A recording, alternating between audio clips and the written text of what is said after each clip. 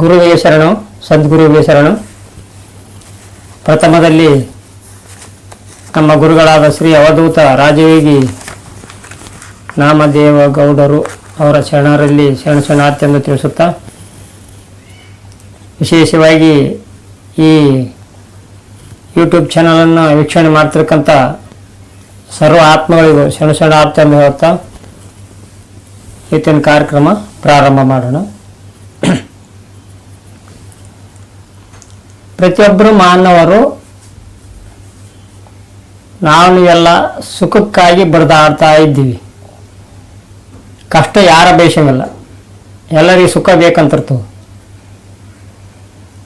ಇವನ್ನೆಲ್ಲ ತಪ್ಪಿಸಬೇಕಂತೇಳಿ ಸುಖದಿಂದ ಕಷ್ಟದಿಂದ ಪಾರಾಗಿ ಒಳ್ಳೆ ರೀತಿಯಿಂದ ಬರಲು ಅನ್ಕಸಿ ಹಿಂದಕ್ಕೆ ಶರಣರಾಗಿರ್ಬೋದು, ಅನುಭವಿಕರಾಗಿರ್ಬೋದು, ನಮ್ಮ ಗುರು ಹಿರಿಯರಾಗಿರ್ಬೋದು, ನಮ್ಮ ಬದುಕಿನಲ್ಲಿ ಕ್ರಿಯೆಯನ್ನು ಬಳಸಂತ ಹೋಗ್ಯಾರ. ಆ ಮಾಡ್ತಕ್ಕಂಥ ಕ್ರಿಯೆದ ಬಗ್ಗೆ ಯಾರಿಗೆ ಅರಿವು ಬರ್ತೈತಿ, ಯಾರಿಗೆ ಅನುಭವ ಇರ್ತೈತಿ, ಯಾರು ವಿಶೇಷವಾಗಿ ಯಾಕೆ ಮಾಡಕತ್ತೀವಿ ಇದನ್ನ, ಈ ಕಾರಣ ಮಾಡೋದ್ರಿಂದ ಏನು ಅಂತ ಯಾರು ತಿಳ್ಕೊಂಡ್ಕಾಸಿ ಆ ಮಾರ್ಗದಾಗ ನಡೀತಾರಲ್ಲ ಅವ್ರಿಗೆ ಮಾತ್ರ ಸುಖ ಸಿಗ್ತೈತಿ, ನೆಮ್ಮದಿ ಸಿಗ್ತೈತಿ, ದುಃಖದಿಂದ ದೂರ ಇರಕ್ಕೆ ಬರ್ತೈತಿ. ಇವತ್ತಿನ ಅನುಭವ ಏನಂತಂದ್ರೆ, ಗಂಗಾ ನದಿ, ಯಮುನಾ ನದಿ, ಸರಸ್ವತಿ ನದಿ, ಗಂಗಾ ಯಮುನಾ ಸರಸ್ವತಿ,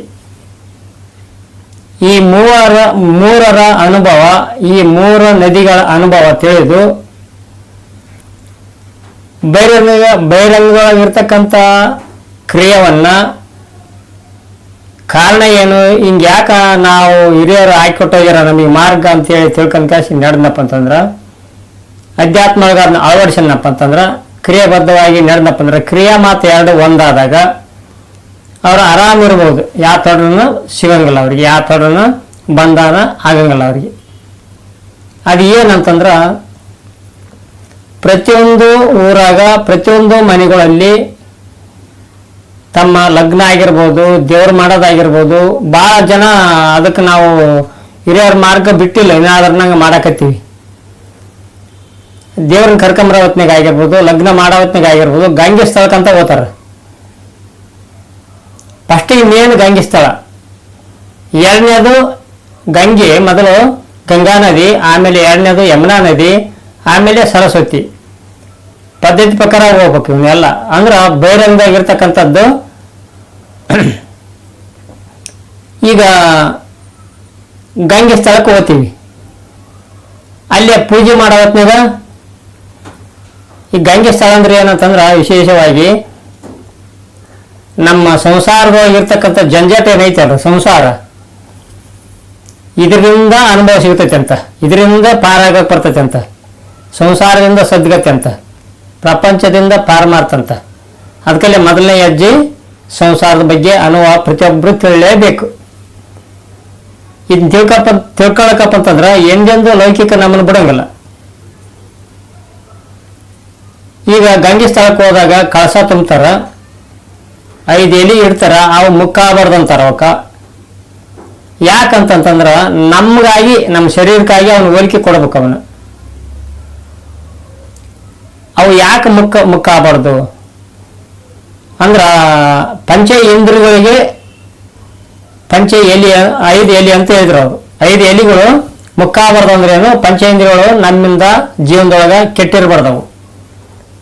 ಕಣ್ಣು ಕೆಟ್ಟದ್ದು ನೋಡಿ ಅದು ಕೆಟ್ಟಿರಬಾರ್ದು, ಮೂಗು ಬೇರೆ ಏನೋ ಒಂದು ರುಚಿಗಾಗಿ ವಾಸನೆ ಊಟದ ಆತ ಏನಾದ್ರು ತಲಬಿಗಾಗಿ ಅದು ಕೆಟ್ಟಿರಬಾರ್ದು, ನಾಲೆ ರುಚಿಗಾಗಿ ನಾಲೆ ಕೆಟ್ಟಿರಬಾರ್ದು, ಕಿವಿ ಏನಾದ್ರು ದುರ್ಚಟದಿಂದ ಶಬ್ದ ಕೇಳಿ ಅದು ಕೆಟ್ಟಿರಬಾರ್ದು, ಚರ್ಮ ಅಥವಾ ಪಾದ ಅದು ಕೆಟ್ಟಿರಬಾರ್ದು, ಏನು ಸ್ಪರ್ಶ ಜ್ಞಾನ ಅದರಿಂದ.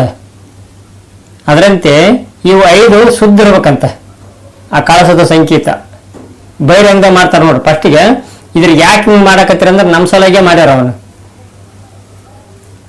ಅಂದಮೇಲೆ ಮ್ಯಾಲೆ ಭಸ್ಮ ಇಡ್ತಾರ. 5 ಶುದ್ಧ ಆದ್ಮೇಲೆ, 5 ಪಂಚೇಂದ್ರಿಯಗಳು ಶುದ್ಧ ಆದ್ಮೇಲೆ ಭಸ್ಮ ಬೇಕು. ಯಾಕಂದ್ರೆ ಲೌಕಿಕವಾಗಿ ನಡೆಯಕ್ಕೆ ಬೇಕಲ್ಲ, ಹೆಂಗ್ ಬೇಕಂಗೆ ಮಾಡ್ಬೇಕಾಗಿತ್ತು. ಪಂಚೇಂದ್ರಿಯ ನಿಗ್ರಹ ಆದ್ಮೇಲೆ ಕೆಡ್ಲಾರ್ದಂಗೆ ಇಟ್ಕೊಂಡ್ಮೇಲೆ ಮ್ಯಾಲೆ ಒಂದು ಭಸ್ಮ ಉಂಡಿ ಬೇಕಂತ. ಭಸ್ಮ ಅಂದ್ರೆ ಏನು? ಪರಧನ ಮುಟ್ಟಬಾರ್ದು, ಪರಸ್ತ್ರೀ ಮುಟ್ಟಬಾರ್ದು, ಪರದೈವನ ಮುಟ್ಟಬಾರ್ದು. ನೀನು ಸುಖ ಬೇಕಿದ್ರ ಅವು ಭಸ್ಮದ 3 ಗೆರೆ, ಅದು 3ನ್ನ ಭಸ್ಮ ಮಾಡ್ತಕ್ಕಂಥದ್ದು. ಮೇಲತ್ತು ಲಗ್ನ ಕಾರ್ಯ ಮಾಡಾಗ ಏನೋ ಒಂದು ಮದುಮಕ್ಕಳಿಗೆ ನೀರು ಹಾಕಾಗಿರ್ಬೋದು, ಕಳಸ ಬೆಳಗ್ತಾ ಇರ್ತಾರೆ, 2 ದೀಪ ಹಚ್ಚಿರ್ತಾರೆ ಮುಂದೆ. ಆ ದೀಪನ್ನ 2 ಬೆಳಗ್ತಾ ಇರ್ತಾವವು. ಅವನ್ 2 ಹಿಂಗ ಹೆಬ್ಬಟ್ಟಿನ ಮುಚ್ಚಿ ಮದುಮಕ್ಕಳಿಗೆ ಅಣಿಗಸ್ತಾರ ಹೆಬ್ಬಟ್ಟಿಲಿ. ಅವು ಕೈಗೆ ಹತ್ತಾಗಲ್ಲ, ಹಚ್ಚೋದು ಬಿಡಗಲ್ಲ. ಕಾರಣ ಏನು ನೋಡ್ರಿ, ವಿಶೇಷವಾಗಿ ಧರ್ಮ ಅಂತಕ್ಕಂಥ ಒಂದು ದೀಪ, ಕರ್ಮ ಅಂತಕ್ಕಂಥ ಇನ್ನೊಂದು ದೀಪ.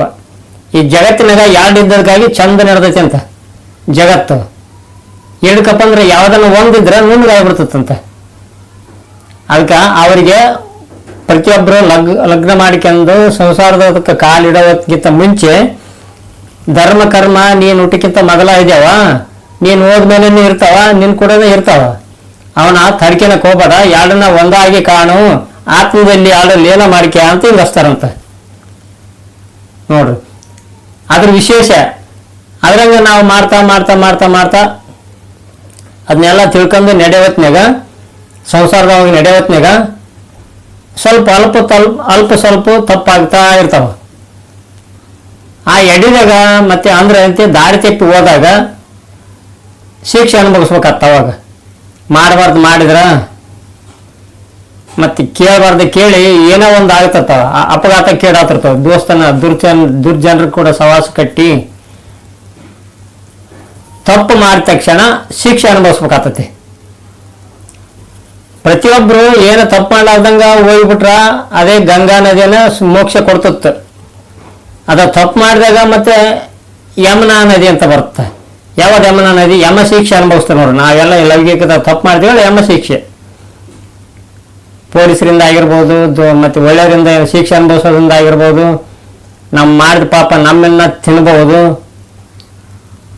ಅದು ಏನು ನಾವು ಮಾಡಬಾರ್ದು ಮಾಡಿದಾಗ, ದಾರಿ ತೆಪ್ಪಿ ನಡೆದಾಗ ಅವಾಗ ಯಮುನಾ ನದಿ ಅಂತಾರಂತ. ಅದಕ್ಕೆ ತಪ್ಪಿ ಅನುಭವಿಸಿದಾಗ ಒಂದು ದಾರಿ ತೆಪ್ಪದಂಗಂದ್ರೆ ಒಂದು ವಿಶೇಷವಾಗಿ ಒಂದು ಕಾಡು ಅಡಿಯುವಾಗ ಒಂದು ಮುದೆ ಇಲ್ಲಿ ವಾಸ ಮಾಡ್ತತ್ತು. ಬೇಟೆಯಾಡಕ ಶಕ್ತಿ ಇದ್ದಿಲ್ಲ,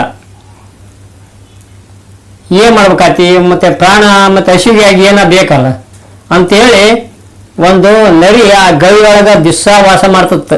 ರಾತ್ರಿ ಅಗಲೆಲ್ಲ ಬೇಟೆಯಾಡ್ಕೊಂಬಂದು ತಾನು ಗವಿಯಾಗ ವಾಸ ಮಾಡ್ತತ್ತು. ಅದು ಶಿವ ಅಂತ ಆ ನರಿ ಹೆಂಗಾರ ಹೋಗಿತ್ತು ಮೇಯಕ, ಅದ್ರ ಒಳಗ ಗವಿಯಾಗ ನಾ ಕುಂತ್ಕೊಂಡ್ಬಿಟ್ರಾತಿ. ಹೆಂಗಾರ ರಾತ್ರಿ ಸಂಜೆ ಮುಂದೆ ಗವಿಯಾಗ ಬರ್ತೈತಿ, ಅವಾಗ ನಾ ತಿಂದು ಬಿಡ್ಬೇಕಂತ ಪ್ಲಾನ್ ಮಾಡಿ ಒಳಗೆ ಗವಿಯಾಗ ಹೋಗಿ ಕುಂತಂತ ಸಿಂಹ. ನರಿ ಬಂತು, 5 ಗಂಟೆ ಸುಮಾರು ಬಂತು, ಇನ್ನ ಒತ್ತಿರತಿಗೆ ಬಂತು. ನೋಡ್ತಿ ಗವ್ಯಾಕ ಓದು ಹೆಜ್ಜೆ ಬಿದ್ದಿದ್ವು, ಶಿವದ ಹೆಜ್ಜೆ ಬಿದ್ದಿದ್ವು. ಇತ್ತ ಮಾರ್ಯಾಗ ಬಂದು ಬಿಡ್ದಿದ್ದಿಲ್ಲ, ಓದೋ ಹೆಜ್ಜೆ ಅಷ್ಟೇ ಇದ್ದು. ಒಳ್ಳೆ ಬಂದ ಹೆಜ್ಜೆ ಬೇರೆ, ಹೋಗೋ ಹೆಜ್ಜೆ ಬೇರೆ. ಅದರಂತೆ ಅತ್ತ ಓದು ಅಷ್ಟೇ ಬಿದ್ದಿದ್ದು, ಇತ್ತ ಬರೋ ಬಿದ್ದಿದ್ದಿಲ್ಲ. ನರಿ ಚಾಣಕ್ಯ ಬಿದ್ದೆ ಅಂತಾರೆ ಎಲ್ಲ ಪ್ರಾಣಿಗಳಲ್ಲಿ, ನರಿ ಚಾಣಕ್ಯ ಬಿದ್ದೆ ಅಂತ. ಅದರಂತೆ ನೋಡ್ತದ ಇದ್ರಿಗೆ ಏನೋ ಹೋಗೈತಿ ಒಳಗ ಅಂದ. ಅವಾಗ ನೋಡಮ್ಮ ಮಾತಾಡ್ಸಮ್ಮಂತ ಕಸಿ, ಈ ಗವಿ ಒಳಗೆ ಬರಲೇ ಅಂತಂತ. ಅವಾಗ ಅದು ಹೆಂಗ್ ಮಾತಾಡ್ತೈತಿ? ಗವಿ ಮಾತಾಡಂಗಿಲ್ಲ. ಮಾತಾಡಿದ್ರೆ ಮತ್ತೆ ಬರಗಲ್ಲ ಅಂತ ಅದಕ್ಕೆ ಗೊತ್ತೈತೆ ಶಿವಕ್ಕ. ಅದಕ್ಕೆ ಮುದೆ ಶಿವ ಸುಮ್ಮನೆ ಇರ್ತದು. ಮತ್ತೆ ಇನ್ನೊಂದು ಬಾರಿ ಕೂಗ್ತಿ, ಏ ಗವಿ ದಿನ ನಾನು ಮಾತಾಡ್ಸಿದ್ರ ಮಾತಾಡ್ತಿದ್ದಿ, ಇವತ್ತು ಯಾಕೆ ಮಾತಾಡೋಲ್ಲಿ ಅಂತ ಕೇಳ್ತಂತ ನರಿ. ಅವಾಗ ಶಿವ ಅಂತಂತ, ಆ ಗವಿ ದಿನ ಮಾತಾಡ್ತತ್ತೆ ಏನ, ನನ್ನ ಸಲುವಾಗಿ ಅಂಜಿಕೆಂದು ಸುಮ್ಮಿದ್ದಂಗೆ ಐತೆ ಅಂತ ನಾನಾ ಕರೆದ್ಬಿಟ್ರ ಆತ ಅನ್ಕಸಿ, ಬಾ ನರಿಯಪ್ಪ ಬಾ ಒಳಗೆ ಬಾ ಒಳಗದೀನಿ ಅಂತ ಗವಿ ಅಂತ ಕರಿತೈತೆ ಅಂತ ತಿಳ್ಕೊಂಡ್ಬಿಟ್ಟದ. ಒಳಗೆ ಬಾ ಅಂದ್ಗಳ ಗೊತ್ತಾಯ್ತಲ್ಲ ಮತ್ತೆ ಯಾಕೆ ಬರಲ್ಲ ಅಂತಂತ ಗವಿ. ಇದು ನರಿ ಮತ್ತೆ ಯಾಕೆ ಬರಕೋಲ್ಲ, ಯಾಕಂದ್ರೆ ಗೊತ್ತಾಯ್ತಲ್ಲ ಏನೈತಿ ಒಳಗಂಬದು ಗೊತ್ತಾತಿ. ಅಂತ ಪಾರಾಯ್ತು ಅಂತದು. ಅದರಂತೆ ಅರಿಷಡ್ಗಳು ಅಂತಕ್ಕಂಥ ಹುಲಿ, ಶಿವ, ರಾಕ್ಷಸಿಗಳು, ಸಂಸಾರ ಅಂತಕ್ಕಂಥ ಪ್ರಪಂಚ ಅಂತಕ್ಕಂಥ ಅರಣ್ಯದೊಳಗ ಅವು ದಾರಿ ತೆಪ್ಪಿ ನಾವೇನು ಮಾಡಕತ್ತೀವಿ, ಏನು ಗೊತ್ತಿರ್ಲಾರ್ದಂಗ ಇಂದ್ರಿಯ ಸುಖಕ್ಕಾಗಿ ಅದಕ್ಕೆ ಬಲಿಯಕ್ಕೆ ಸೇವಕತ್ತೀವಿ. ಅದು ನರಿ ಚಾಣಕ್ಯ ಬಿದ್ದೆ, ಅದು ತನಗೆ ಬುದ್ಧಿ ತಿಳಿದಷ್ಟು ಒಳಾಗ್ತದೆ. ಅಂಥದ ಅದಕ್ಕಿಂತ ಮಾನವಾಗಿ ಹುಟ್ಟಿದ ಮೇಲೆ ಆ ಎಲ್ಲ ಪ್ರಾಣಿಗಳಿಗಿಂತ ಪಕ್ಷಿಗಳಿಗಿಂತ ವಿಶೇಷ ಜ್ಞಾನ ಐತಿ ಮಾನವನಲ್ಲಿ. ಅದ್ರ ಸಲುವಾಗಿ ಆತ ಇದರ ಪಾರಾಗಬೇಕು. ಇದರಿಂದ ಪಾರಾಗಿ ಅಧ್ಯಾತ್ಮ ಸಂಘದಾಗ ಮಾಡಬೇಕು. ಈ ಲೌಕಿಕದಾಗ ಸಂಸಾರದಾಗ ಮಾಡ್ತಾ ದುಷ್ಟರ ಸಂಘ ಆಗಿರ್ಬೋದು, ಏನಂತ ಆಗಿರ್ಬೋದು, ಅವಾಗ ಬೇರೆ ಒಂದು ದಾರಿ ತೆಪ್ಪಿದಾಗ ಶಿಕ್ಷೆ ಅನುಭವಿಸ್ಬೇಕಾಗ್ತೈತಲ್ಲ, ಅದು ಯಮುನಾ ನದಿ. ಯಮುನಾ ನದಿಯಾಗ ಬಂದ ಮೇಲೆ ಶಿಕ್ಷೆ ಅನುಭವಿಸುವಾಗ ಅವಾಗ ತಿಳಿತೈತಿ ಅಂತ, ನಾನು ತಪ್ಪು ಮಾಡಬಾರ್ದಾಗಿತ್ತು, ಈ ಸಂಘದಾಗ ಹೋಗ್ಬಾರ್ದಾಗಿತ್ತು, ದುಷ್ಟ ಸಂಘ ಕಟ್ಟಬಾರ್ದಾಗಿತ್ತು. ಬಾಳೆ ಮುಳ್ಳು ಮತ್ತೆ ಬಾಳೆ ಗಿಡ ಒಂದು ತಕ್ಕಿದ್ರೆ ಹೆಂಗ ಬಾಳೆ ಗಿಡಿ ಗಾಳಿ ಬರ್ದಂಗೆಲ್ಲ ಎಲ್ಲಿ ಹರಿತೇವ, ಅದರಂತೆ ದುಷ್ಟ ಸಂಘದಾಗ ಒಳ್ಳೆಯವ್ರ ಸೇರಿಬಿಟ್ರ ಇವರನ್ನ ಕಷ್ಟ ಅನುಭವಿಸ್ಬೇಕಾಗ್ತೈತಿ. ಅದರಂತೆ ನಾನು ಇಲ್ಲಿಂದ ಇತ್ತಾಗ ಒಳ್ಳೆಯವ್ರ ಸಂಘ ಇಡ್ತೀನಿ, ಕೆಟ್ಟ ಸಂಘ ಮಾತ್ರ ಬೇಡ ಅನ್ಕಾಸಿ ಒಳ್ಳೆ ಸತ್ಸಂಗ ಅಂದ್ರೆ ಆ ಸತ್ಸಂಗಕ್ಕೆ ಸೇರ್ಕೊಳ್ಳೋದು, ಒಳ್ಳೆ ಮಾತುಗಳನ್ನು ಆಡೋದು, ಒಳ್ಳೆ ವಚನಗಳನ್ನು ಓದೋದು, ಒಳ್ಳೆಯರ ಸಂಘ ಕಟ್ಟಿ ಒಳ್ಳೆಯರ ನಡೆ ನುಡಿ ಬಂದಾಗ ಕೆಟ್ಟದ್ದು ಮಾಡೋದು ಬಿಟ್ಟಾಗ ಅದು ಸರಸ್ವತಿ ನದಿ. ನೋಡ್ರಿ, ಗಂಗಾ, ಯಮುನಾ, ಸರಸ್ವತಿ. ಸರಸ್ವತಿ ಅಂದ್ರೆ ತನ್ನನ್ನು ತಾನು ತಿಳಿಯಕ್ಕೆ ಹೋಗೋದು, ಅದ್ರಾಗ ಈಸಾಡ್ಬೇಕಂತ. ವಿಶೇಷವಾಗಿ ನಾವು ಮೊದಲು ದಾರಿ ಎಲ್ಲಿ ತಪ್ತವು, ಮಾರ್ಗ ಹೋಗೋ ಹೊತ್ನ್ಯಾಗ ನಡಬರಕ್ಕೆ ಏನೇನೇ ಕಾಣ್ತಿರ್ತಾವ, ತಂದೆ ತಾಯಿ ನಮ್ಮ ಕೈ ಬಿಟ್ಟು ಕಸಿ ಮಕ್ಕಳು ಹೆಂಗೆ ಅಗಲಿದೆ ಅಂತ ಅಗಲಿ ಬಿಡ್ತಾವಲ್ಲ, ಅದರಂತೆ